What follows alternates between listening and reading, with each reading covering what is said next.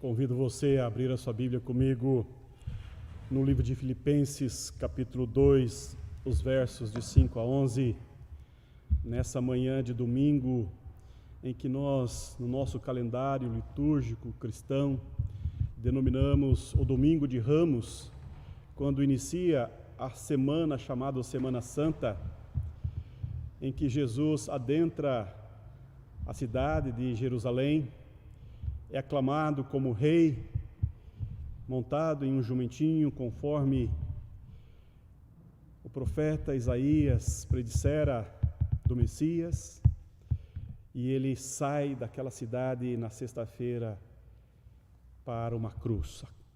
É recebido como rei, depois é morto como um malfeitor, e hoje, pensando nesta experiência da Semana Santa, do Domingo de Ramos, eu queria conversar com você sobre a igreja como comunidade de servos, lendo esse texto de Paulo aos Filipenses, capítulo 2, os versos de 5 a 11. Leiamos, pois, a palavra do Senhor. Tende em vós o mesmo sentimento que houve também em Cristo Jesus, pois ele, subsistindo em forma de Deus, não julgou como usurpação o ser igual a Deus. Antes, a si mesmo se esvaziou, assumindo a forma de servo, tornando-se em semelhança de homem e reconhecido em figura humana, a si mesmo se humilhou, tornando-se obediente até a morte e morte de cruz. Pelo que também Deus o exaltou sobremaneira e lhe deu o nome que está acima de todo o nome, para que ao nome de Jesus se dobre todo o joelho, nos céus, na terra e debaixo da terra, e toda língua confesse que Jesus Cristo é Senhor, para a glória de Deus Pai. O escritor e romancista espanhol Miguel de Cervantes disse em seu colóquio dos cães: a humildade é a base e o fundamento de todas as virtudes, e sem ela não há nenhuma que o seja. Os grandes homens da história foram capazes de reconhecer também sua fraqueza e sua fragilidade. Estamos diante de um belo texto que o apóstolo Paulo produz.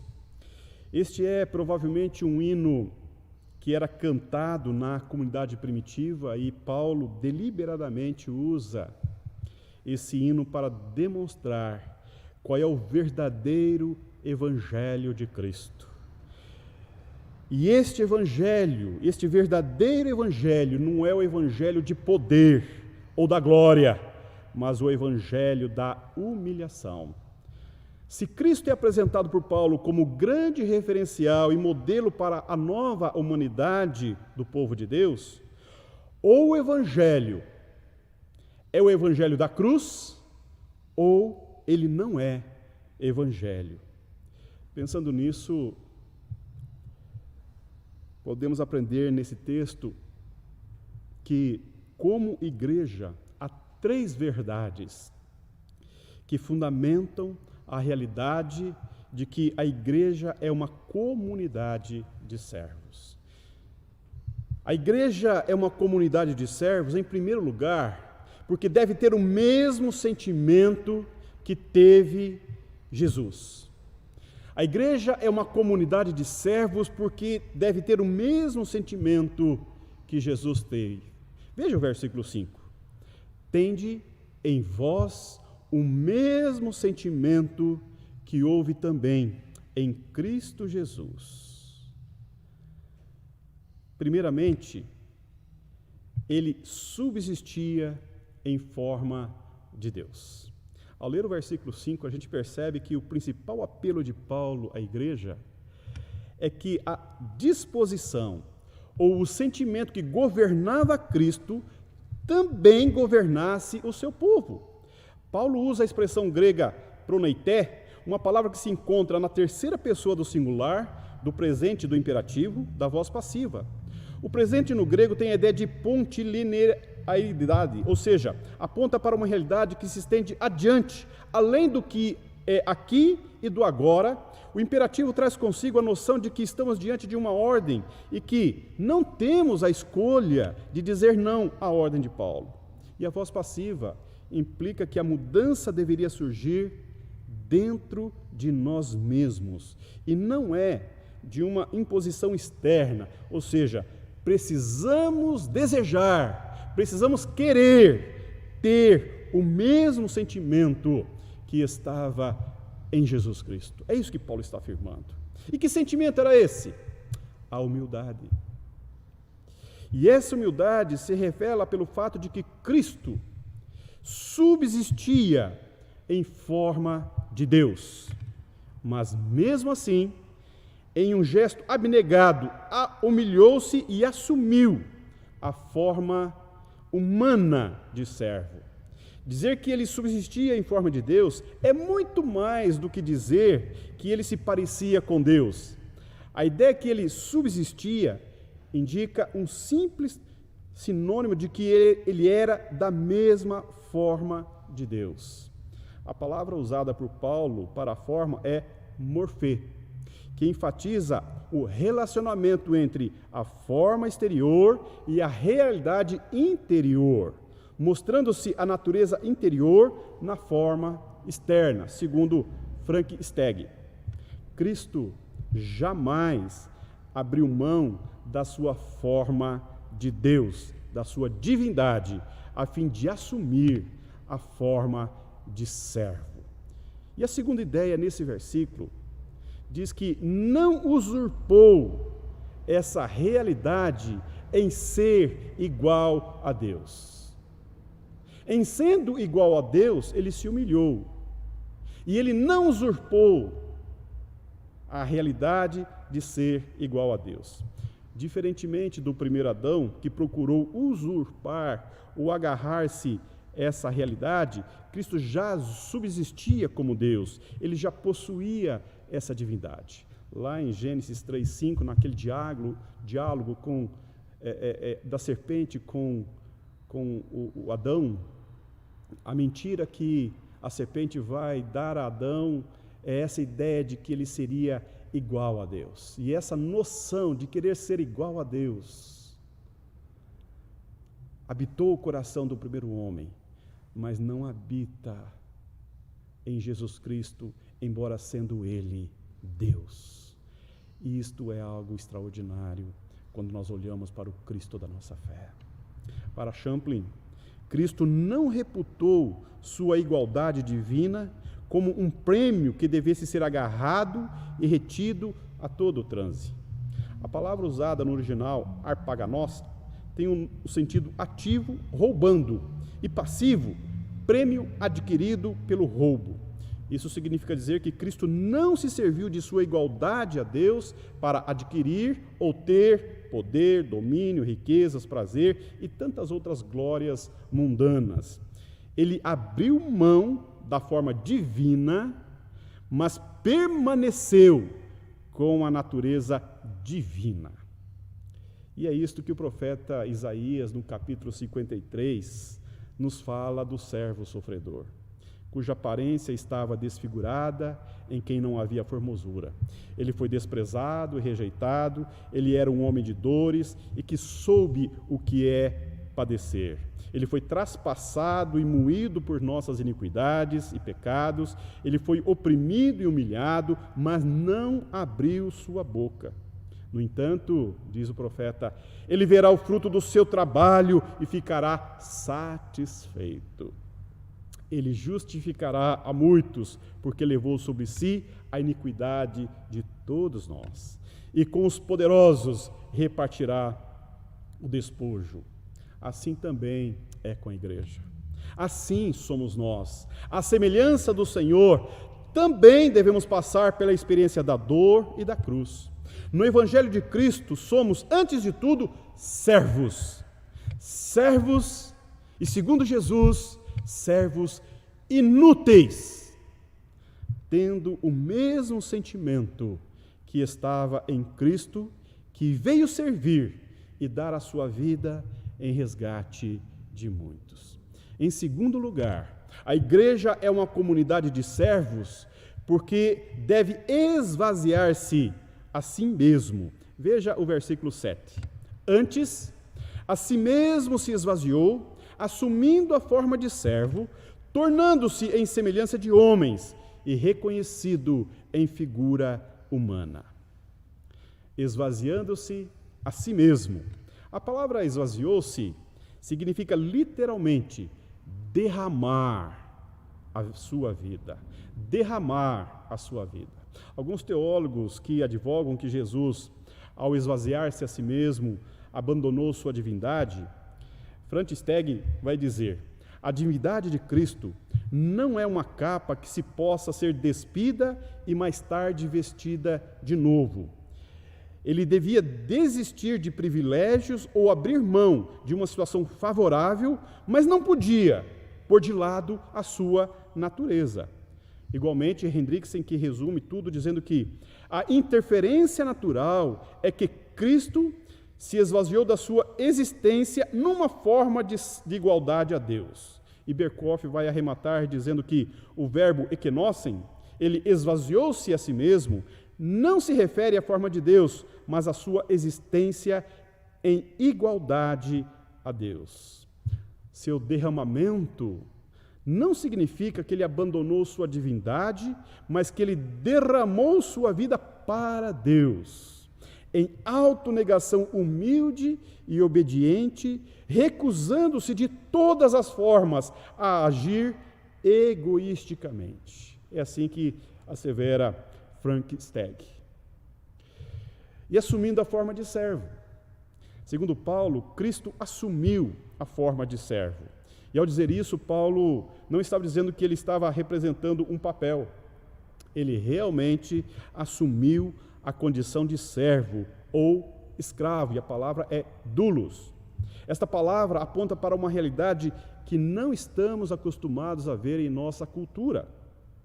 Ele fala de escravidão. Cristo tornou-se escravo para libertar a nós que éramos escravos do pecado.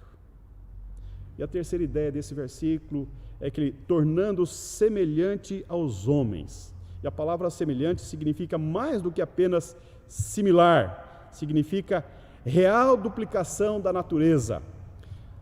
A fé cristã, desde os tempos dos seus primórdios, afirma que Deus se fez carne e habitou entre nós. Ele assumiu a natureza humana para identificar-se com os humanos em todas as suas dores e sofrimentos e, desta forma, poder nos libertar.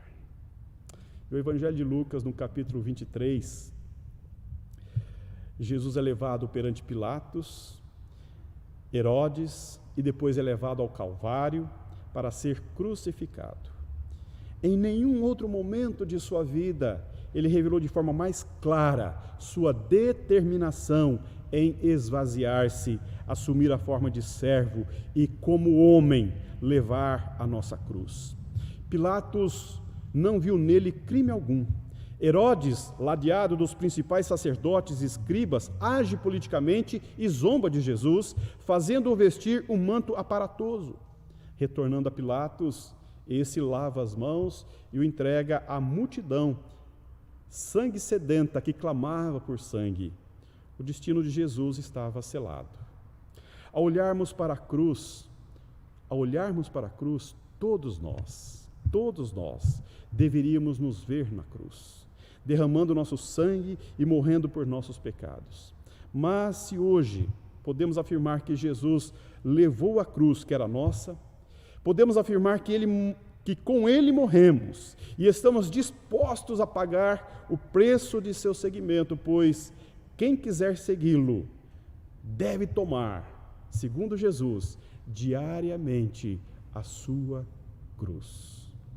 E em terceiro lugar, a igreja é uma comunidade de servos porque deve humilhar-se a si mesmo. A igreja é uma comunidade de servos, porque deve humilhar-se a si mesmo. Veja o versículo 8. A si mesmo se humilhou, tornando-se obediente até a morte, e morte de cruz. Tornando-se obediente. Cristo de todas as formas foi obediente a seu Pai, e tudo fez para realizar a sua vontade. Não poderia ser diferente, já que ele é mesmo igual ao Pai. Uma vez assumida a condição de escravo, ele foi absoluta e completamente obediente à lei e ao plano do Deus Pai de remir o seu povo. Mais que isso, mesmo que isso nos leve à cruz. Sendo levado à cruz, Cristo foi comparado a um criminoso qualquer. E aí, a isto, Champlin vai dizer: essa era a mais patente ilustração possível de humildade que se poderia fazer na sociedade antiga. E conforme afirma Ivo Storniolo e Euclides Balassin, os cristãos são convidados a fazer o mesmo, abrir mão de todo e qualquer privilégio, até mesmo da boa fama, para colocar-se a serviço dos outros até o fim. Isso significa dizer que devemos ser capazes de assumir uma postura de abnegação, mas devemos compreender que abnegação não significa ódio a si mesmo, autodesprezo ou rejeição do ego.